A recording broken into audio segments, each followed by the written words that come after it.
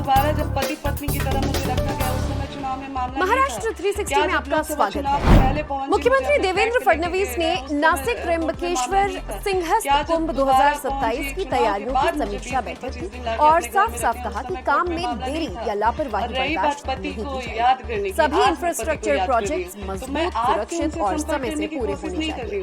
CM ने कानून व्यवस्था के लिए आधुनिक तकनीक और सेंट्रल मॉनिटरिंग सिस्टम लागू करने के निर्देश दिए। साथ ही कुंभ के दौरान और बाद में नदी की सफाई और फंड की तेजी से उपयोग पर भी जोर दिया। बैठक में डिप्टी सीएम एकनाथ शिंदे, अजीत पवार समेत कई मंत्री और अधिकारी भी शामिल थे। मुख्यमंत्री देवेंद्र फडणवीस ने नासिक रिंग रोड का काम बिना किसी देरी के पूरा करने के निर्देश दिए और विभागों से कहा कि साधु ग्राम के लिए भूमि अधिग्रहण जल्द पूरा किया जाए ताकि टेंट सिटी का निर्माण तुरंत शुरू हो सके। सड़क, ड्रेनेज और सीवेज से जुड़ी परियोजनाओं को तेजी से पूरा करने के आदेश दिए गए, जिनमें द्वारका सर्कल के अहम काम भी शामिल हैं। मुख्यमंत्री ने कुंभ के दौरान और बाद में रामकुंड और नदी के पानी की सफाई पर विशेष जोर दिया है और सीवेज कार्यों को प्राथमिकता देने के लिए कहा। सुरक्षा के लिए सेंट्रलाइज्ड सीसीटीवी नेटवर्क, एआई आधारित मॉनिटरिंग और मार्वल सिस्टम लागू करने के निर्देश दिए। राज्य सरकार ने सेवा प्रवेश नियमों में बड़े बदलाव की पहल की है ताकि हर कैडर में सरकारी भर्ती की प्रक्रिया को आधुनिक और पारदर्शी बनाया जा सके।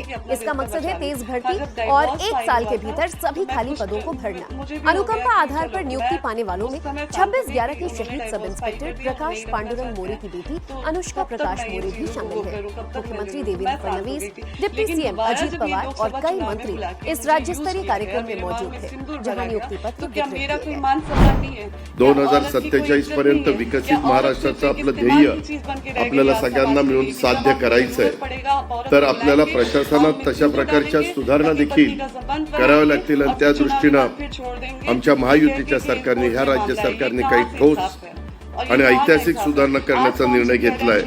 10,309 उम्मीदवारों को क्लरिकल और अनुकंपा आधार पर नियुक्ति पत्र जारी किए जा चुके हैं, जबकि करीब 80% लंबित नियुक्तियां पूरी हो गई हैं। सरकार ने 2026 को भर्ती वर्ष घोषित किया है। मुख्यमंत्री देवेंद्र फडणवीस ने क्लासिकल मराठी भाषा सम्मान दिवस और हफ्ते भर चलने वाले समारोह का शुभारंभ करते हुए कहा कि मराठी थी और हमेशा एक क्लासिकल भाषा बनी रहेगी। फडणवीस ने कहा कि ये भाषा महाराष्ट्र की भक्ति और बुद्धि दोनों की पहचान है। महाराष्ट्र में देश की करीब 25% लाइब्रेरियां हैं और हर साल 200 से ज्यादा मराठी साहित्य महोत्सव आयोजित होते हैं। दिल्ली के जेएनयू में भी छत्रपति शिवाजी महाराज मेमोरियल के साथ मराठी भाषा केंद्र स्थापित किया जाएगा। वहीं नासिक के पास शिरवड़े को बुक विलेज के रूप में विकसित किया जा रहा है।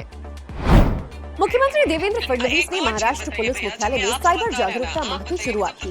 इस अभियान का उद्देश्य लोगों को बढ़ते साइबर अपराधों के प्रति सतर्क करना और उन्हें ऑनलाइन सुरक्षित रहने की आदतें अपनाने के लिए प्रेरित करना है। आपण लक्षात घेतलं पाहिजे की सायबर स्पेसमध्ये, डिजिटल स्पेसमध्ये एआय आल्यानंतर ज्या प्रकारच्या आता वेगवेगळ्या गुन्ह्यांच्या संभावना तयार झालेल्या आहेत ते अतिशय अनंत अशा प्रकारचे, आणि म्हणूनच याच्यावर उपाय काही असेल तर तो अवेअरनेस असतो। नागरिकों से अपील की गई है कि अगर साइबर फ्रॉड की घटना हो जाए तो तुरंत हेल्पलाइन नंबर 1930 या 1945 पर शिकायत करें, क्योंकि गोल्डन आवर में की गई रिपोर्ट से पैसे वापस मिलने की संभावना काफी बढ़ जाती है।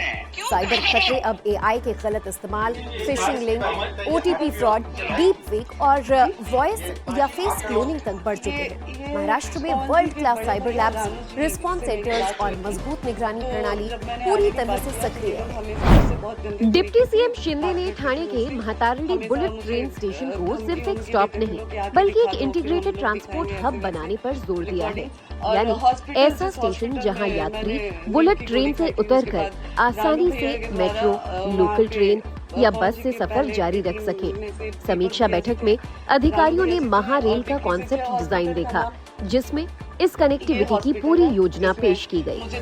महातारणी स्टेशन तीनों ट्रांसपोर्ट सिस्टम को जोड़ेगा, बुलेट ट्रेन, ठाणे और कोपर की लोकल ट्रेनें और तलोजा मेट्रो।